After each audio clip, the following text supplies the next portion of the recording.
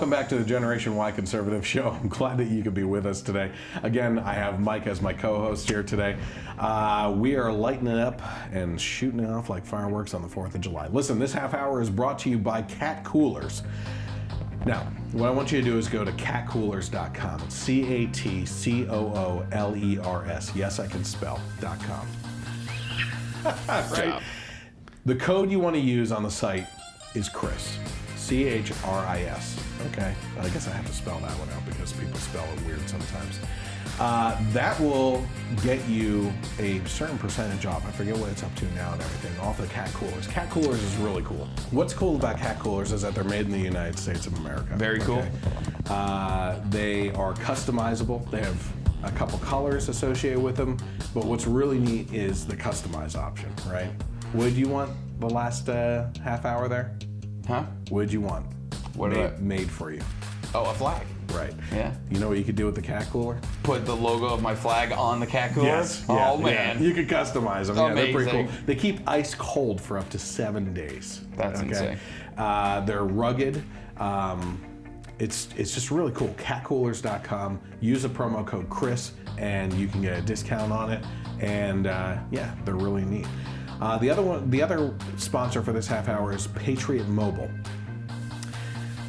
So here we go. At Patriot Mobile, we know Google and YouTube aren't just silencing conservatives online, they're also manipulating their algorithms to interfere with the 2020 election. Meanwhile, big mobile companies are taking the proceeds from your mobile phone bill and funding progressive candidates and causes. This includes promoting illegal immigration, abortion, and gun control. We have only one way to preserve the Constitution and the values which made our country great: stick together. This means supporting each other's causes and companies. Leading the charge in this effort is veteran-led Patriot Mobile. With unlimited plans starting as low as $25 a month, get the same crystal clear nationwide coverage with a portion of your bill going to support the causes you believe in. Come on over to patriotmobile.com. Switching is easy and you'll get a free month of service when you use the promo code Come On Over. Come on over, baby. Oh, God. Since 2015, they have used over $2 million. Break the sound, break the sound. Since 2015, they have used over $2 million to support the Constitution and the values we believe in, but we have a long way to go. You have a choice. Come on over today. PatriotMobile.com.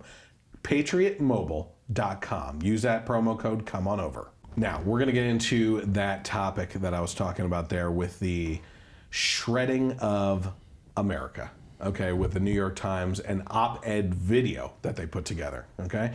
So let's take a look at the first portion here. Give me 1 second. America, the greatest country on earth. A narrative packed and sold to tiny patriots, reinforced by every cartoon, movie, cheeseburger, and mattress sale. Guaranteed. A mythology so entrenched, our most beloved personalities urge us never to question it. Don't let anyone ever tell you that this country isn't great. This right now is the greatest country on earth. Greatest country God ever gave me. You're the greatest country in the world, I'll tell you that. No, America's the greatest country in the world. But what if we did question it? Now, hold on, patriots. I know what you're thinking. America's done some pretty great stuff. And you're right. We built a kick-ass democracy, walked on the moon, and we built universities so prestigious that even Taliban warlords send their kids. And we're still very patient. By the time the Cold War was waning and baby boomers were booming out their own babies, it truly felt like we were the greatest country on earth. Now, listen, of course, there's no single way to measure greatness. But one good test is how we rank in the OECD, which is basically a golf club of 36 countries, predominantly wealthy, Western, and democratic.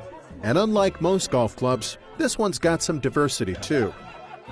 America is the richest country in this club, but we're also the poorest, with a whopping 18% poverty rate, closer to Mexico than Western Europe. 12.8 million American children live in poverty. That's almost 1 in 5 of our kids. Mike, you're on deck. I had you look up statistics in regards to poverty. Yep. Okay? So the first thing I want you to do is tell me what a family has to be making in the United States of America right now to be considered living in poverty. So as of 2018, the poverty guideline for a family of 4 was about $25,000 a year. And you looked it up for 2017 as well, right? Yeah, and it was about $1,000 less. So we're getting better. So it's going up. Under who? Donald J. Trump. Okay. Now, were you able to find? I tasked you with finding poverty levels in other countries. The global ones, it was just coming back at what people were making per day. So it wasn't like on the annual basis. Do you need me to pull up a calculator here? Well, low income was about $1.90 a day. Lower middle, that's extreme poverty level. Additional poverty lines for lower middle income is about $3.20 a day to $5.50 to about 20. High income was about $21 a day. You're basically talking about under $5,000 a year. Yeah, definitely. Yeah. So for him to say we're the poorest country is just it doesn't make sense. But the other thing that I want to that I would just speak to about that is the ability to pull yourself out of poverty. The opportunity is here. Exactly. Whereas people in these countries, the opportunity isn't there. The one thing that I always say that you really like and grasp is we have an equal opportunity to succeed, but not equal outcomes. Yeah. Right? And that's the difference between equality and equity. Yep. You know? And you're absolutely right. So the poverty levels are different in every country. So what they're saying here is that we have the most amount of people living in what America considers poverty for our country, right? Those living $25,000 for a family under that line, right? But if you were to take that income level and transfer it to the majority of other countries, okay, besides like that aren't developed countries, you would be living like a king. You would be a king. Yeah. You would be a king. Yeah. You know what I mean? So I found that extremely frustrating. But let's do any more on that because you had all those statistics up. Yeah, no, it's just the point of you have in most, not all cases, but in most cases, if you're in this poverty level, you can choose to pull yourself out of it. Yeah, and it's the pursuit of happiness. Yeah, and what this guy, I'm sure, would want is just that everyone just was on an equal playing field regardless of effort. Yep, exactly. You know? All right, let's take a look at, we'll keep on going with the video here. And speaking of kids, turns out at the level of high school science, we're 19th of 36. Reading, 20th. And math, a dismal 30th. Now, I'm not that good at math, not America's fault, but that does not add up well. Not America's fault? Actually, it is.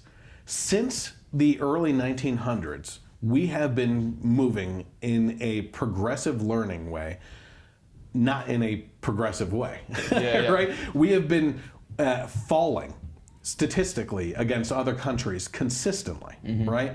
Our public education is degrading. It's dissolving. It's regressing. It's regressing. You're absolutely right. I hate the hijacking of the word progressive by the left. Because it is such a positive word. Yeah. And it just... But it just goes to show you, too, that all we've talked about for decades now is we need to dump more money into the public education system. It's always the only way to fix things is by increasing taxes on people, paying teachers more, paying more, buying more supplies, doing this, doing that. It's all about money and dumping money into the public education systems. And we actually see good examples of where we have taken cities and said, this is a city that we need to dump money into the public education system, that of which being Baltimore, okay? Where do you think Baltimore sits in regards to education? Not too good. Yeah. No matter how much money we throw at the situation, it's not good.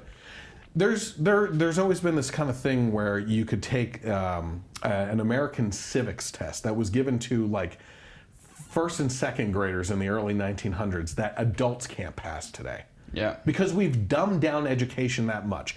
Public education is the problem, and this guy saying, no, I'm not too good at math, but that's not America's fault. It is exactly America's fault. Yeah. This Common Core nonsense and everything that we're doing to our kids in public schools is destroying them and making illiterate adults at this point. And we are not going to be able to compete in the future on a sliding scale going only down at this point with other countries in regards to education. It's just not going to happen anymore. You know, we're lucky we're holding on with the tech advances that we make and everything. That's really where we shine. Yeah.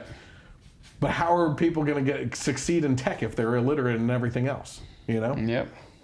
All right, let's keep it going here. And neither does this. We spend more on healthcare than any other country in the golf club, especially out of our own private little pockets. But we live sicker and shorter lives. We're fatter. And globally, we're more likely to see newborns die. We're even behind Bosnia. Okay. For whose fault is it that Americans are sicker and fatter?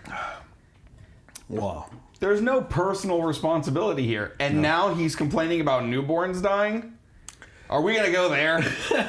Are we going to go there, Captain Leftist, who wants to murder babies in the 9th month of pregnancy or even after birth? Yeah, I don't know what feeds. That's the only part of this video that I didn't really research and have an answer to, is the infant mortality rates in regards to other countries and everything.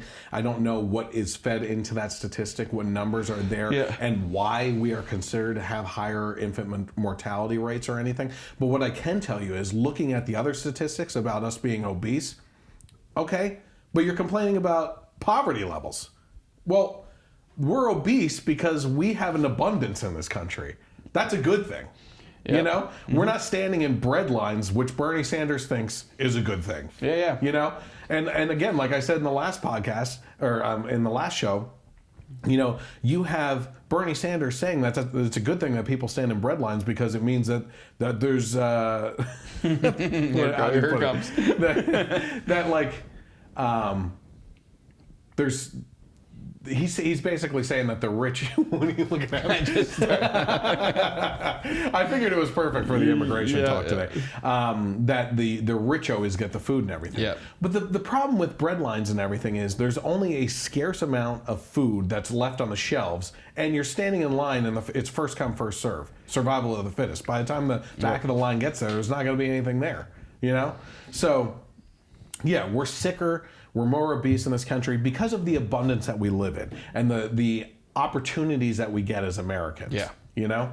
And you're also poor because instead of cooking healthy meals at home, you're probably going to McDonald's every single day for breakfast, lunch, and dinner. And the dying, the statistics on dying younger and stuff like that, that has a lot to do with actually our lifestyles of being able to freely do dangerous activities that other countries don't have the opportunity to do. Skydiving is a good example. I don't know how many people die skydiving, but motorcycle accidents, car accidents, eating Tide Pods. Whatever it might be, you know? So, okay, let's keep going here. But we have freedom in America, and everyone's jealous or something. The enemies of freedom. Pursuing the enemies of freedom. The enemies of freedom. And other enemies of freedom. Turns out, a lot of countries have freedoms. And while we boast about them, using our rights is a different story. Only 56% of Americans turn out to vote, while it's closer to 80% in countries like Denmark and Australia. And it's getting worse. This year, America slid on global rankings of corruption and freedom and dropped from a functional to a flawed democracy. Well, I'm kind of glad that we slid on that scale of democracy, because we're not a freaking democracy. Like, if you're going to tell me that we're no longer considered an A in democracy, I'm going to tell you good, because we should be considered an A in a republic that democratically votes for people. Like, this is part of the miseducation or uneducation of America, and why things are showing up with misinformation and fake news and everything that goes into it. You know, it's just ridiculous that they keep on spouting these false facts and everything that screw everyone up on what to believe. You know, and the other thing I found funny is, turns out we're not the only nation with freedoms. Oh, okay. Well, give me some other examples. Give me the examples of the countries that you think are free like we are. You want to talk about Canada?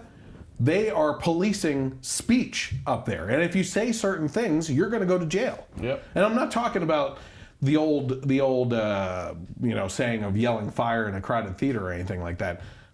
If you say that a man can't be a woman, you could be thrown in jail in Canada. Yeah. Okay, it's that crazy right now. Yep. So there's a give and take when it comes to freedoms, but yes, absolutely, in America, what we should have in regards to our rights from the Constitution that bears out on our freedoms and everything is that in abundance, America has more freedoms than any other country. Yeah. That's all there is to it. So what, besides our economy and military, are we actually number one in? Turns out, a lot of things. Civilian gun ownership, mass shootings, TV watching, prescription drug abuse, prison population. Oh, and almost number one on environmental damage, edged out by China.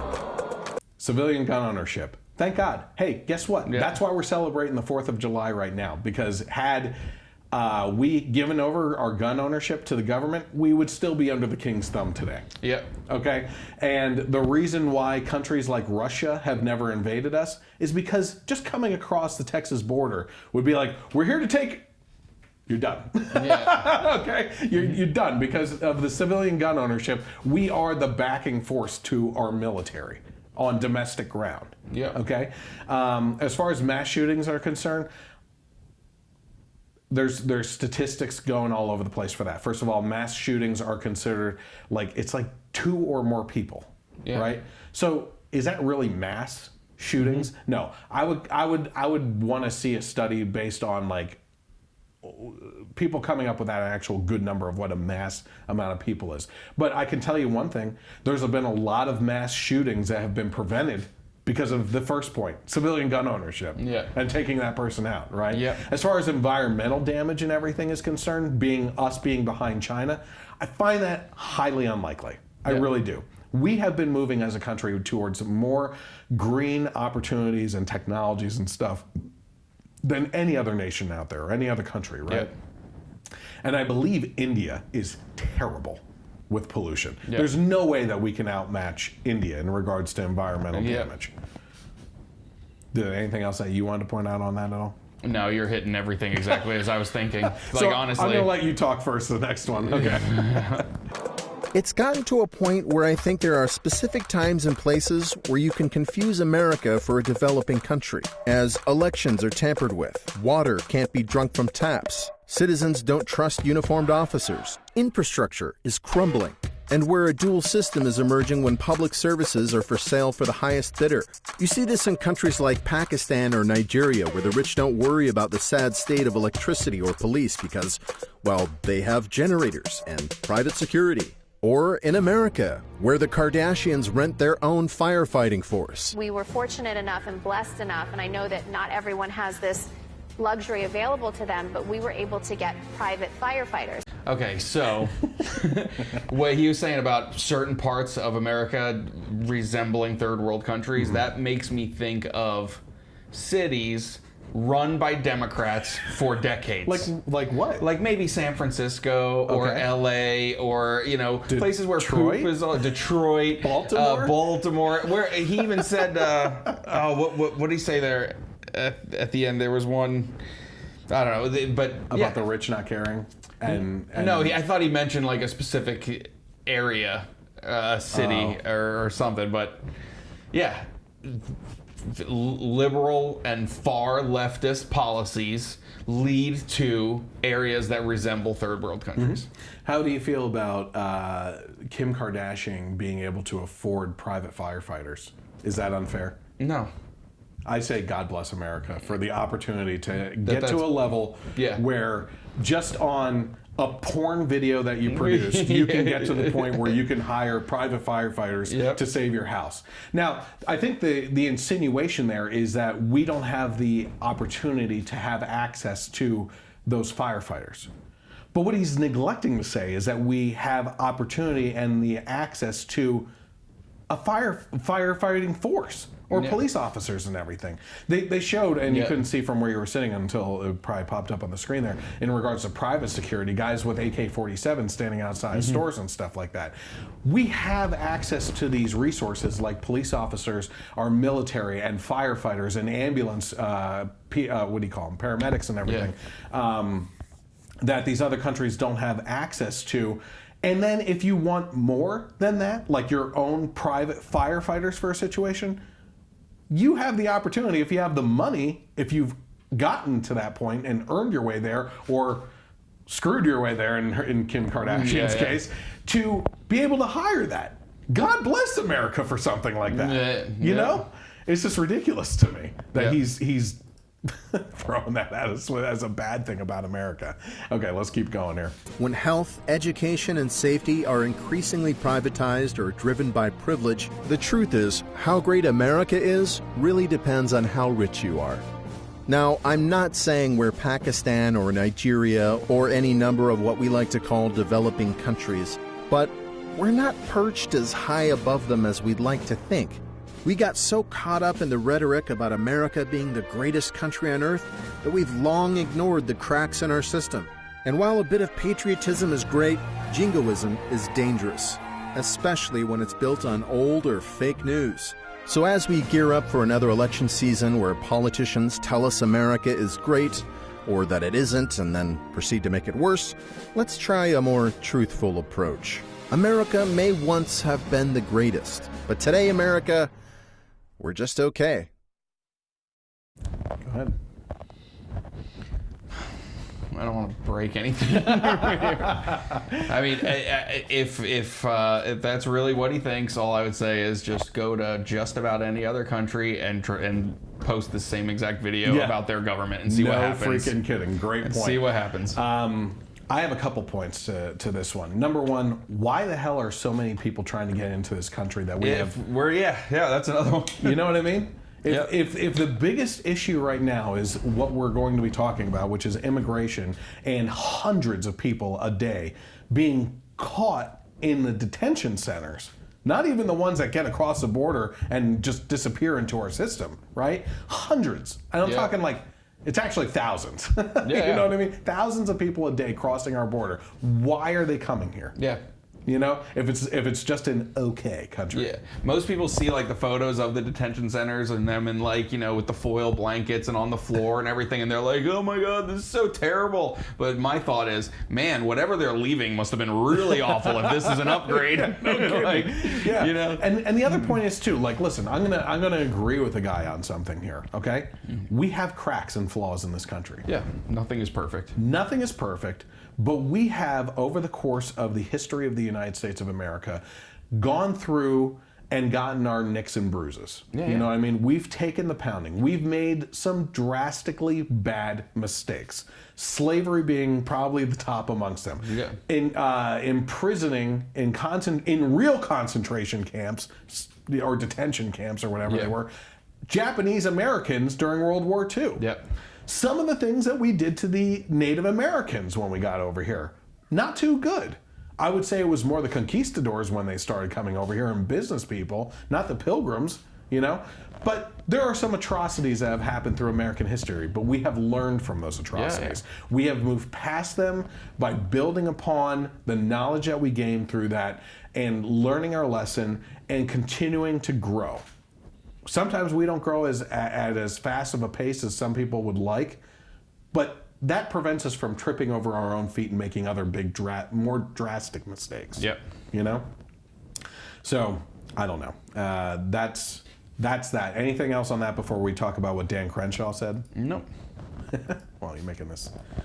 I know we're probably tight on time, and we got 2 minutes. So if you want to say anything, hitting all the points that I'm thinking of. So obviously, one of our favorite representatives is Dan Crenshaw. Oh, God, I hope he runs for president. I know. One day. Like, and dude, just be so. I was thinking about it last night. He was on TV, and I was just like, he could just like run on like a pirate president. I just want to see all those presidential portraits up, like the paintings up on, and then him with his eye patch. That would be incredible.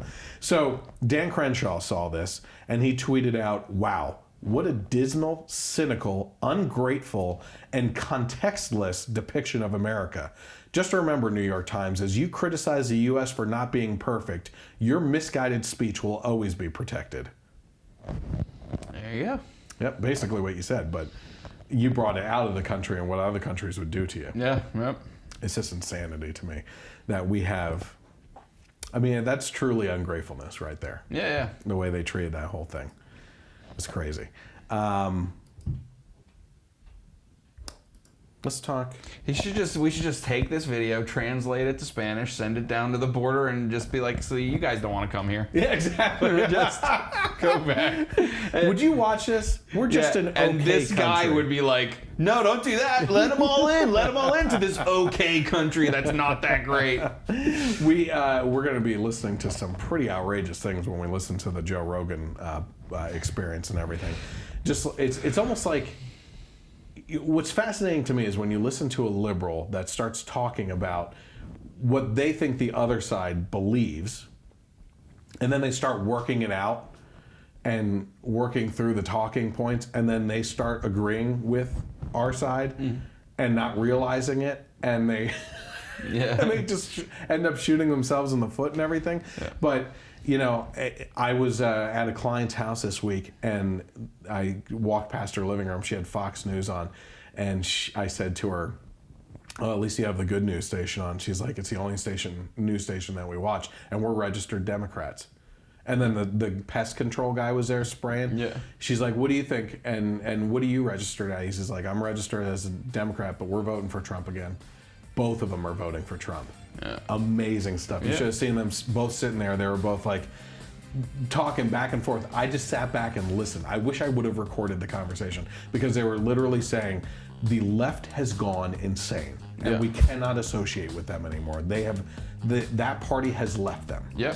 And they're left being considered moderate right, even though they're the party of JFK and Martin Luther King. Yeah. Doesn't exist anymore. Yep. But listen, when we come back, we're going to get into AOC and the border stuff, and then also the Joe Rogan experience as well. So we'll be right back after these messages.